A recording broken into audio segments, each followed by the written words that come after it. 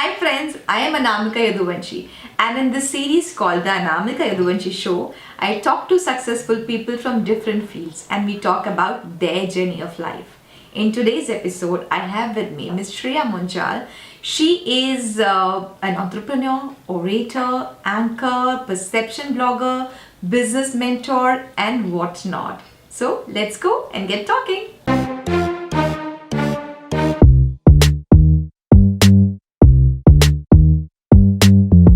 So, hey Shaurya, thank you for being on the Namika Yaduvanshi show. I'm really happy to be here. Very excited. Thank you Me for too. having me. Me too, absolutely. So, Shaurya, I'll start shooting immediately. Done. Let's go for it. Great. So, Shaurya, you are world's first perception blogger. I Tell am. me, what is exactly perception blogging? Okay, so that's a question that I get quite often because it's a new term for everyone. And it's not really a term. It's something that I coined for myself, right? To be very honest, it's not something in the market like, the word blogger or influencer. It's not something that other people are using as well. It's just something that I coined for myself. So there were two reasons behind it. The first one was that I wanted to put across my thoughts and I wanted to put across my voice. And I was trying to understand how to really do that and what is the topic I want to talk about. Right. So I was just like literally ruling things out. I was like, okay, I don't want to do food. I don't want to do lifestyle. I don't want to do travel. What is it that I'm good at? So I was Mm-hmm. trying to figure that out. And a lot of times people have told me that I look at things differently, right? I always have a different perception towards things. Mm-hmm.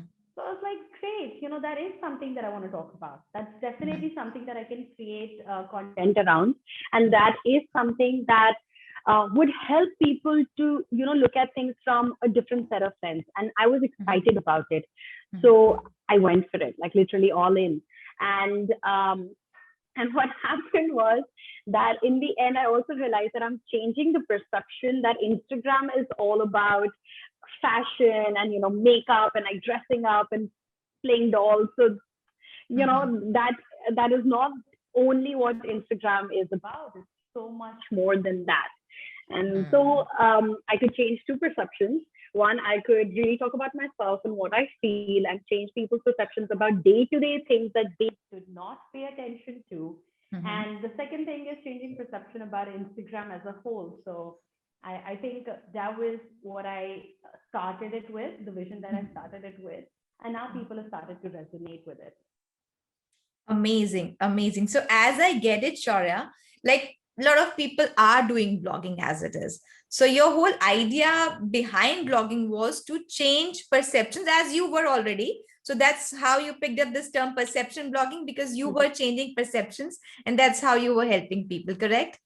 That's absolutely correct. And that's how the name also actually came into the picture, peeling the onion. It really meant going through the layers and getting to the deeper soul of it. So that was my whole idea, that I wanted to like peel those layers and see what's within and show people what's within. So that's how the name also came. Peeling the onion. Amazing. Incredible it is. Thank you so much for sharing that part. So Shaurya, tell me about your entrepreneurial ventures. Well, I actually own two companies, um, and I started both of them because of my love for both the things that I do. One being talking, right? One company is literally about that. That is what I do for a living. Yeah. It's called Two Hazy Circles. The whole point behind starting something like that was that people don't get together and talk. They don't express themselves. Yeah. So we wanted to encourage people, enable them, empower them to, really express themselves out loud without the fear of being judged. And with that aim, we started conducting workshops, and we were doing it for school students, college students, corporates. We were also doing a few workshops where people would come from all age groups, from all walks of life, and we would have a nice parity of say 18-year-old to 68-year-old, Wow. right? So you would get to hear their perspective on on the same topic. So it's so much Mhm. easier to understand different people when you have those people sitting right in front of you. Yeah, So, yeah. when you want to understand your parents, you feel like there's an age gap. But when you're Mhm. sitting with somebody of your parents' age and they are trying to tell you something about how they feel, I'm sure Mhm. you would at least once for once think that this is probably how my parents feel. So you Mhm. instantly understand your parents also better. I'm just Mhm. giving an example that I have seen the kind of impact that these workshops could have. So it's called Two Hazy Circles.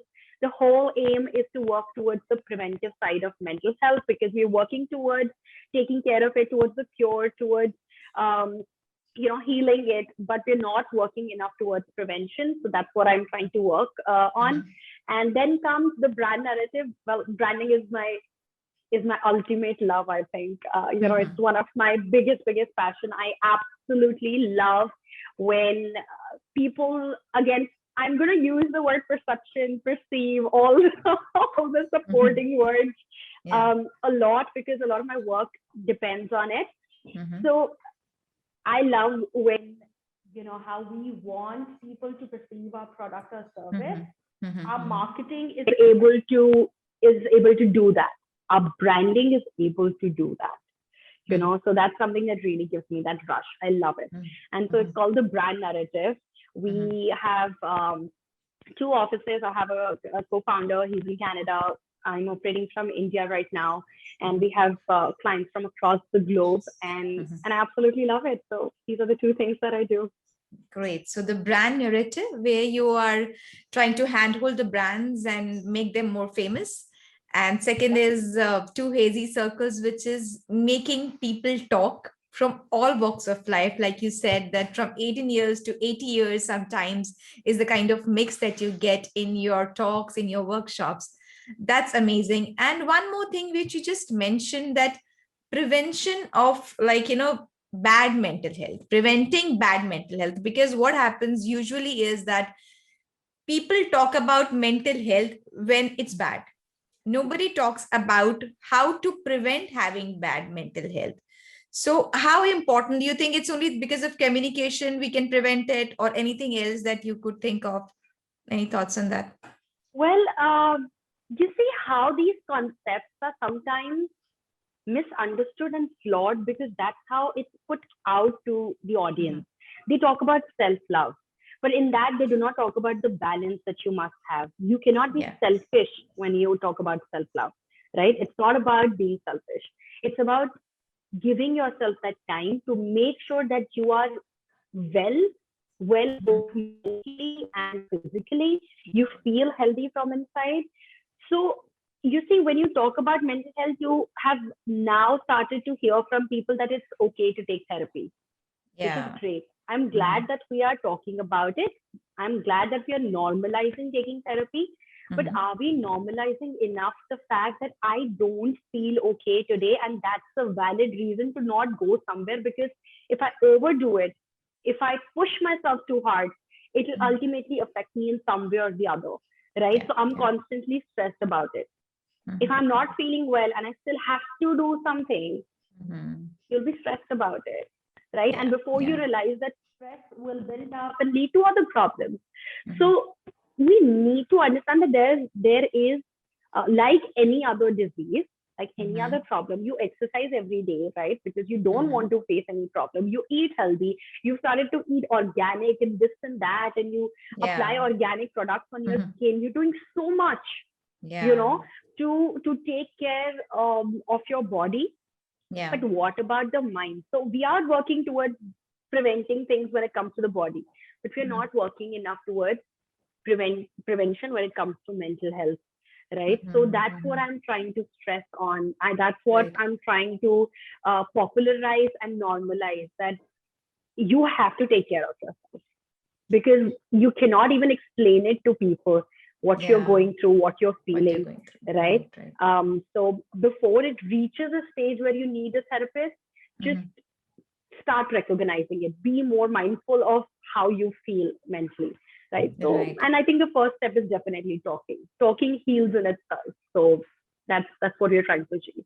Yeah. I think communication is the key to have Absolutely. beautiful relationships and to have a happier and peaceful life. I think that's very important if you talk it out. So it's not here. When it's not here, then there's no muck, there is no kuda. So it's outside their system. So it make things easier, right?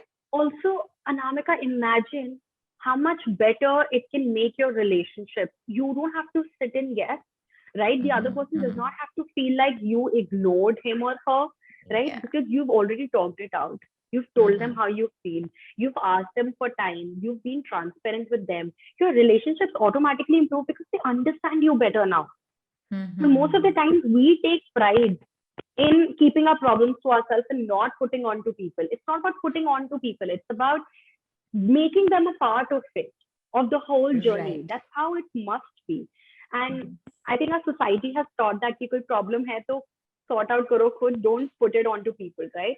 Which I don't think is the case nowadays. I really do feel like relationships improve when you have that communication, when you let them know that this is how I feel. Yeah, I think, yes, you're right. If you talk it out, things become easier. However, Shaurya, although I did not think of this question, but when you were talking, it just came to my mind. When we talk about talking is, it's said that it's easier because you can talk about anything, but when you want to talk about a particular thing, when you want to say what you want to say, when you want to say it requires some sort of effort, some sort of deep thinking. What is your take on it? How do you think we can reach that? That's a beautiful question because I sometimes have to muster a lot of strength to just talk to, say, my parents, because you see, experiences also play a very important role. I've seen how they react to different situations. And so I anticipate their reaction. And so I stop myself from, putting it out there. Or sometimes it's that I'm confused right now with my own feelings, with my own thoughts, and I don't know how to put them in a manner that other person would be able to understand. Right? Yeah. I think in these cases, first, talking to people you have confidence in plays a major role. Second, not anticipating things would really help. I understand that you know their reactions. I understand that you've been with them for some while, and this could be parents, this could be like partners, anyone. But at the same time, they could surprise you if you give them the right kind of disclaimers also in the beginning. So what I sometimes do is I tell them that, I'm confused right now. I don't know. My thoughts are not categorized. I can't put them into proper words, but just hear me out. Right. And in that case, they're prepared for it. They know that this is what is coming to them. Sometimes I would just tell them that, what, I don't want any suggestions. I don't want any advice. Can you just sit and listen? Because I want to let it out. Right. So you have to be clear with your instructions as well, because people do not know how to respond. Anyone who loves you, their instant reaction would be to help you. But you don't need to be rescued all the time. Right? And so you have to be very clear about the fact that I don't need to be rescued right now. I'll let you know. I'll let you know when I need to be. This is what I'm saying, that they would trust you. Ye bata degi when she needs it. Right? This is what communication does. That they have confidence that she would let me know. Right now, she just needs me as somebody who can listen. Yeah. Some talks are just to get it out of your system. Some talks are to get advice. Some talks are to, like you said, just went out. And I think the lesson that we get from it is that we underestimate the power of communication. We don't know its worth, its power, that how much it can give us, how much it can empower us. No? That is so true. That is so true. I always felt this some part missing until I was, making these videos on Instagram, and I never knew that hollowness was because of that. And a lot of people would be like, oh, you're doing it for followers or whatever. But I am not giving in, to the Instagram algorithm. I'm just putting out what I really want to voice out.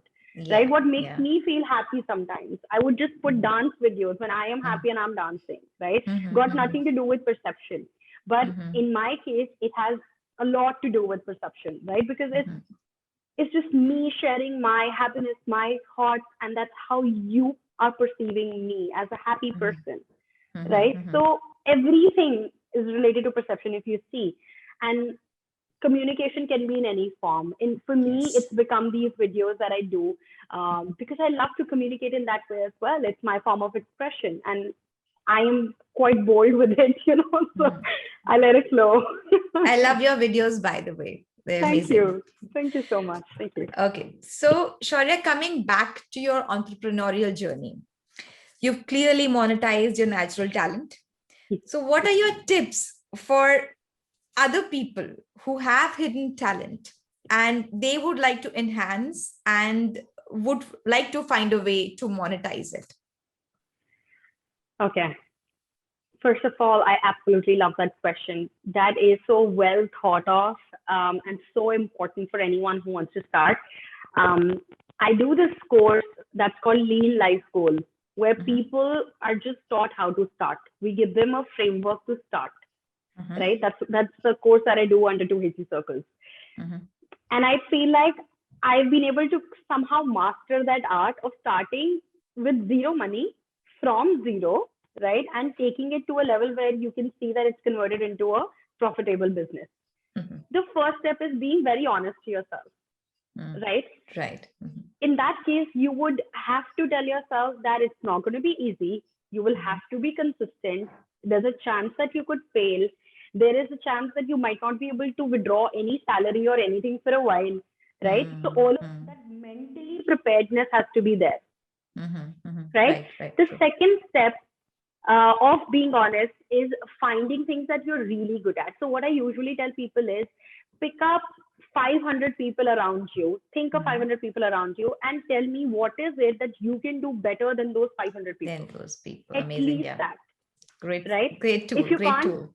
yeah, exactly. If you can't find something that you can do better than Mhm. 500 people, imagine the Mhm. kind of competition you would have in something that in 500 people also maybe 8 people can do it better than you, Mhm. Right. True. right? And I'm saying better than someone. So, there Mhm. could be other speakers as well, but am I Mhm. speaking better than them? Can I Mhm. engage the audience better than Yeah. them? Am I Mhm. confident enough that if we two are on the stage, I would get more attention? I'm just Mhm. talking about really being honest to yourself. Mhm. And there Mhm. have been times when I've told myself, you know what, Shwara, if you're on stage with this person, you'd not Mhm. be able to do it. It's Yeah. important to recognize that because that's the only way to improve. Mhm. So second step of being honest is finding that talent where you are better than at least 500 people. Mhm. Then the third step is finding that immediate step that you can take, which will not involve any money. I'll give you an Mhm. example. In my case, I knew that I would want to take full-fledged workshops for kids, for everyone, but I had to start from somewhere. So I just organized a random meetup event, just meet up, talk about things in a cafe where people would Mhm. pay 500 bucks, very small ticket size. Mhm. 500 bucks, you also get a beverage, you get all the, material for activities and everything. Mhm. So I had to validate my idea. Also, Mhm. at the same time, I didn't have money to spend on marketing, right? So I Mhm. had to think of smart ways to actually understand how to go about it, right? So Mhm. this is the route that I took for myself. Mhm. And so I didn't invest even a single penny, very Mhm. honestly. Even the Mhm. registration of my company was from the advance of, my first client, the first meetup, Mhm. Mhm. right? Great. Great. So this is how you have to think. What is that first thing, even if it's related, to the periphery of what you really want to achieve? Let's start. Mhm. Once you're in the business, you get to understand a lot of things. You have Mhm. to get your hands dirty as soon as possible. You just have to step into the pool to learn how to swim. That's it. That's To how learn how to I spend. understand it, right? Once you have in place that what you want to do, what's your natural talent, why are people going to pay you for it, Mhm. can you do it better than others, then you just get into the field. Business plan, everything, it'll change multiple times. Your revenue stream will change multiple Mhm. times, and that's okay. These are Mhm. the Mhm. iterations you need to become an entrepreneur. You need to have the stomach for it to do it. Right. So Right. Right. that's what I usually teach in that course as well. That just get going. People Great. spend Great. too much time in planning. Yeah, right. So that's amazing. I think the first step that you said is recognize your talent. Yes. What is your passion? What is it that you're good at? Then see if you are good from like within the 500 people that you could think of, that can you do it better than those people? That's the second step. Third is get into the pool with whatever resources you've got, zero or one or two, whatever you've got in your hands. Just start acting on your thing. That's more important. Don't just keep thinking, right?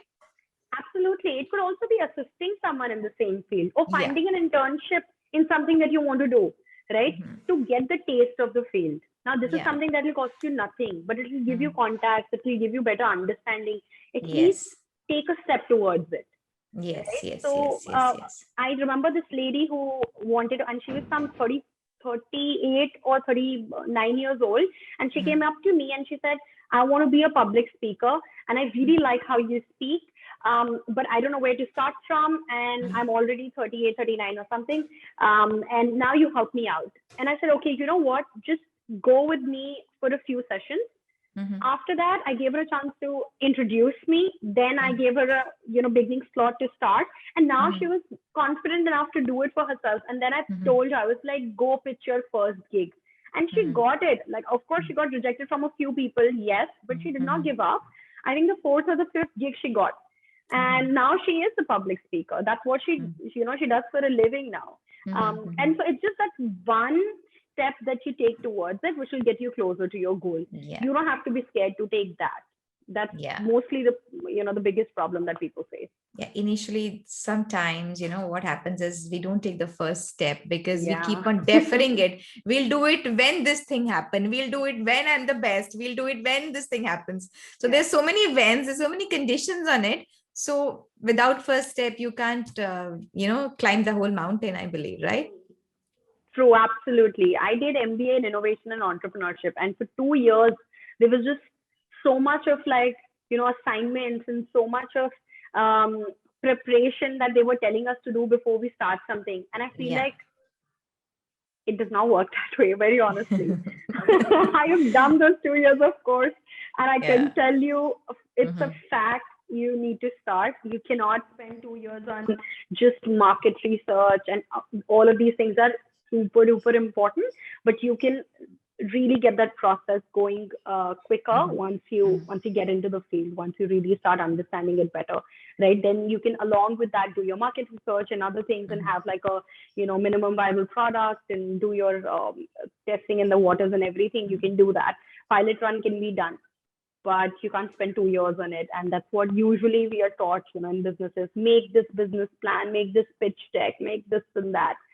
I am not a firm believer of it. It could be the right way. Maybe I am wrong, but that's what I have Mhm. seen and out of my experience, and the students that I've taught and the ones who started the ventures, Mhm. they were misguided initially for this reason alone. That just Mhm. make plans, and they weren't happy with that. So just Yeah. trying to bring all perspectives in, that could be one of the ways to go about it. To Mhm. me, it does not work. Right. Okay. Thank you so much. Did you ever have a heartbreak, given the age you are at? If yes, how did you deal with it? Wow. Heartbreak. Well, I'll be dishonest if I say only once. I've had a heartbreak a few times, but it's not like it becomes easier with time or with experience. It does not. It's Mhm. equally painful each time. Mhm. Um, but I feel like uh, I've reached that stage in life where I understand out of those experiences what I want and what I do not. Mhm. And these experiences have really shaped me into the person who I am today. If I think about relationships in the past that have not been great, I've also had, like physically abusive relationships, which I cannot believe today that I actually went through. Mhm. But all of those experiences have really made me the person I am today. Like Mhm. I can, in a way, thank those people for giving me that experience that I would have never been able to have otherwise. Mhm. And I think they made me ambitious. They made me very ambitious. They made me Yeah. understand my worth. They made me understand what I deserved and what I was capable of. Mhm. And so I remember this one incident. After my first breakup, so this was like 3 years of long relationship, first love, and you're all out, and this was like high school love, so it's all the more difficult to get out of it. But when I broke up, after that I started working. I was in college back then, and I started working. Um, in college, I started organizing a lot of events. And I looked at this girl, she was like really bossy and everything. And I said, okay, who is this girl? So somebody said she's the cultural secretary of the college. So I said, what's that? And then they told me that, they organize the cultural fest, and it's a national level, huge cultural fest. Engineering college, by the way, spend a lot on, These fest and kind of cultural fests, fest. I They understand. spend a Yeah, lot. yeah. They spend a fortune. So, so she was responsible for that. She was the convener of that, and she also had 12 cultural clubs under her, right? To overlook and to supervise. And I was like, wow, that's something that I want to become. And so I just started working in college, started becoming popular, and now it was her fest. And I remember I was sitting in the cafeteria, and she gets the parents into the cafeteria. So the parents are invited that day. And she told me she had to rush. She got a call. She had to rush. She was like, Shaurya, can you please come here? Can you take care of my parents? They're really important to me. And I kid you not, I have told this story like, I don't know, 100 times or more. And each time I tell it, I get goosebumps. I don't know what happened. It was such a simple moment, right? But it changed my life. At that moment, I swore to myself that I will become the cultural secretary next year. And I will have the same moment with my junior being in the cafeteria.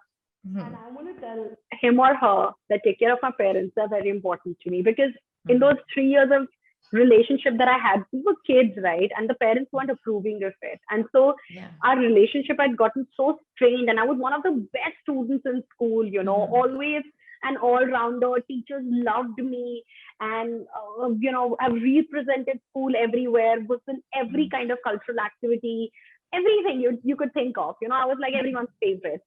And then I saw that downfall in my life, and I saw my parents' expectations, just drop when it came to me. And I think after the breakup, it kind of started bothering me even more that, those 3 years, I didn't get anything. I lost the confidence and love of my parents. I lost the so-called love of my life. And so I just wanted to get that back. And I wanted that moment so bad where I tell them that, take care of them. They're really important to me, and for them to feel proud. And it happened. And I'm like, it was so surreal. It was just much better than I imagined.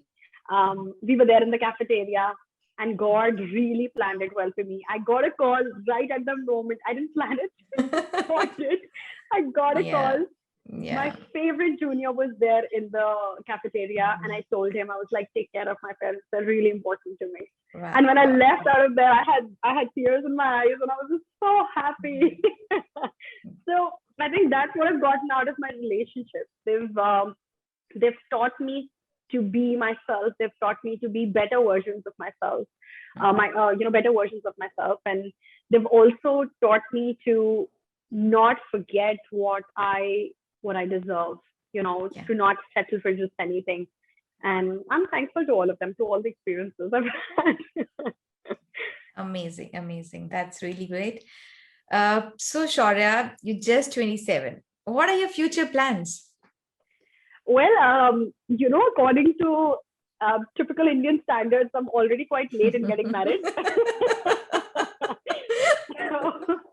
It's on the cards for me. I do want to get married. That is a future plan that I have. But since I've, brand narrative is actually quite new. It's 6 months old, right? So it still needs more love and care for me before I can teach it to walk on its own. So just want to get more from the businesses that I'm running right now. And once I'm stable enough financially to be able to at least afford a part of my wedding, sponsor a part of my wedding. I'm not getting married, but that is on the cards later. Also, the goal is to well, these are dreams and also goals at the same time. I want to speak in front of a million people. That is something that I want to achieve one day. I also want to make sure that we become, at least Brand Narrative becomes a company that is trusted by its customers enough to build their presence online, because we're working really hard and we want good brands to come on board. So that's definitely one of my goals. The second thing is and I'm working on that, is to design enough campaigns to make sure that people understand the prevention of mental health. So on, when it comes to Too Hasty Circles, I'm working very aggressively on this part, especially. Even if we don't earn anything out of it, that's absolutely okay. Too Hasty Circles is always my passion project, and something I deeply believe, and deeply believe in, and deeply feel the need of, So even if we don't earn anything out of it, I really want to work towards spreading awareness on the prevention side of mental health, because it's something that's bothering the youth a little too much today. Everyone finds saying that I'm anxious, I'm getting a panic attack, I'm depressed as a trend these days, and they don't understand the intensity of it. So I really hope that all of them are just saying it because it's trendy and they're not actually going through something. I think it's become very fancy to say. These are called fancy words that, mental health, depression, and all those things. People just use it because, like you said, trending, or I say it fancy, that it's okay, nice to speak those words. So I think they're somewhere losing their depth. People are not realizing how deep, when you talk about mental health, how deep is that? When we talk about self-care, how deep is that? So that's very important to understand, I think. And you're working on it already, like you said. Great. And that brings me to the last question of this talk. So my last question, rather, it's like advice that, I want you to give to people who are young, who have been through heartbreaks, failures, setbacks. What's your piece of advice to them? It's just the beginning. Whenever it feels like it's the end, it's just the beginning to a new chapter.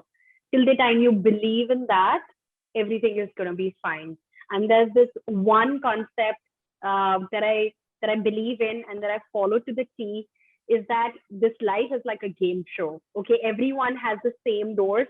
Everyone has been given the same opportunities. So when we say everything is destined, of course, because for everyone we have a plan.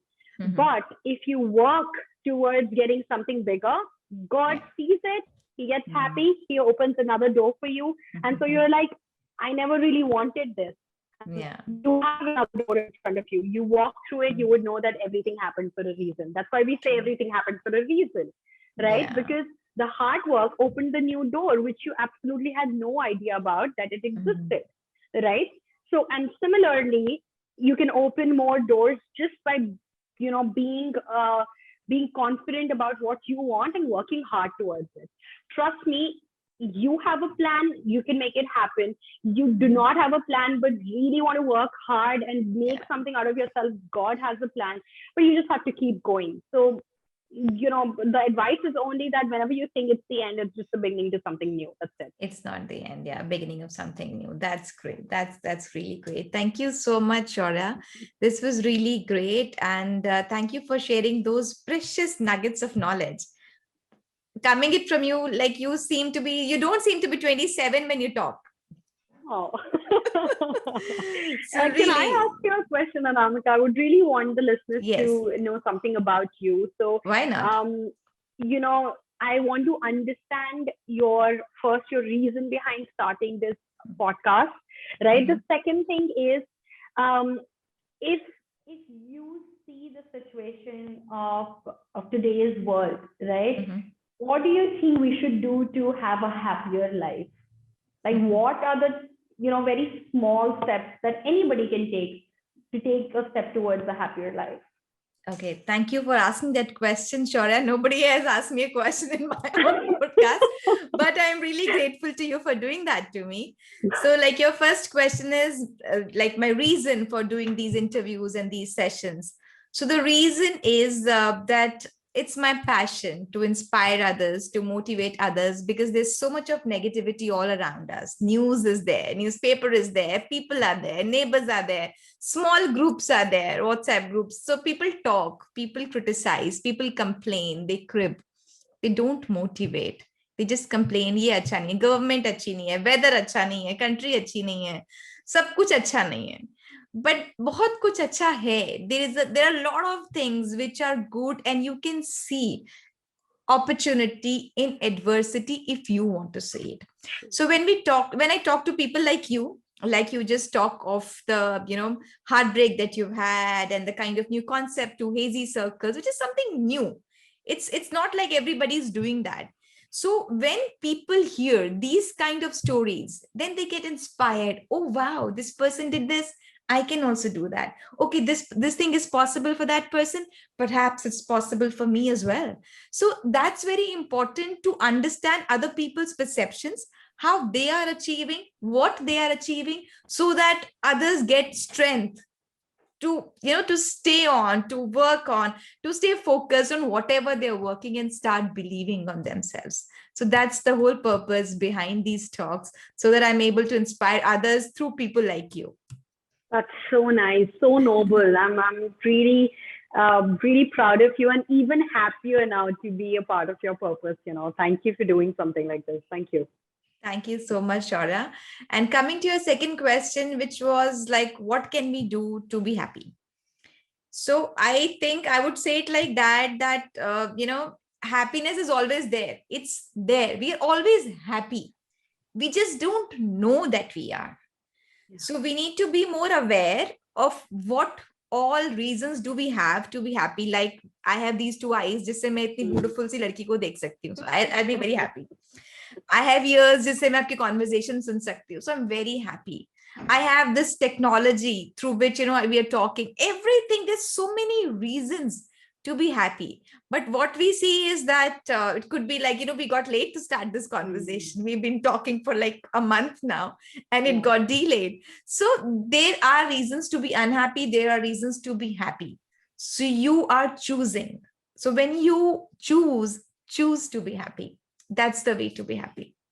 Wow, that's beautiful. So it's always within, and we have to choose happiness over anything else. And it's always there.